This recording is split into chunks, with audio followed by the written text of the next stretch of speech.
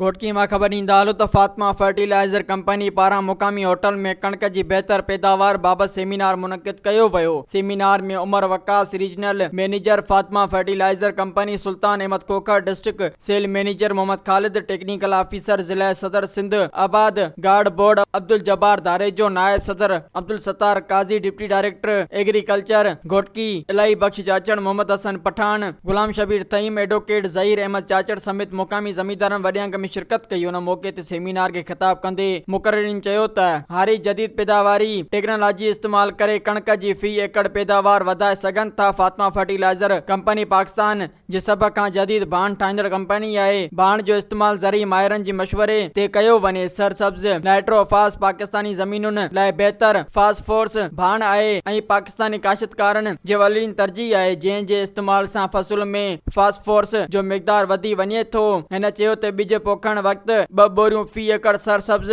Nitrophos ऐं पहिरें पाणी ॾियण वक़्तु सरसब्ज़ नाइट्रोफास जी 2 बोरियूं फी एकड़ सरसब्ज़ नाइट्रोफास ऐं ॿिए पाणी ॾियण वक़्तु कैल्शियम अमोनियम नाइट्रेट इस्तेमाल करण सां कणक जी फसल खे मज़बूत बुनियाद मिले थो ऐं कणक जे फी एकड़ 10% खां वधीक पैदावार जी ज़मानत आहे। सेमिनार जे आख़िर में ज़िला सदर Sindh Abadgar board Abdul Jabbar Darejo Fatima fertiliser company जो शुक्रिया अदा कयो ऐं कंपनी जी कोशिशुनि के सराहियो। फर्टिलाइज़र कंपनी की तरफ से घोटकी में सेमिनार का इनेकाद किया, जिसमें ज़िम्मेदारों को खादों के इस्तेमाल से मुतल्लिक और गंदम की फ़ी एकड़ पैदावार बढ़ाने से मुतल्लिक जो है वो मशवरे दिए गए हैं।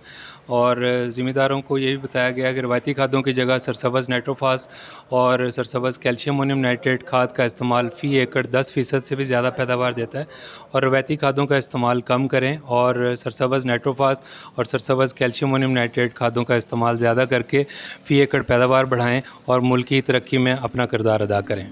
मज़ीद ख़बरनि ऐं तफ़सीलात लाइ विज़िट कयो असांजी वेबसाइट www.awamiNewsHD.com ऐं ॾिसंदा रहो अवामी न्यूज़ HD।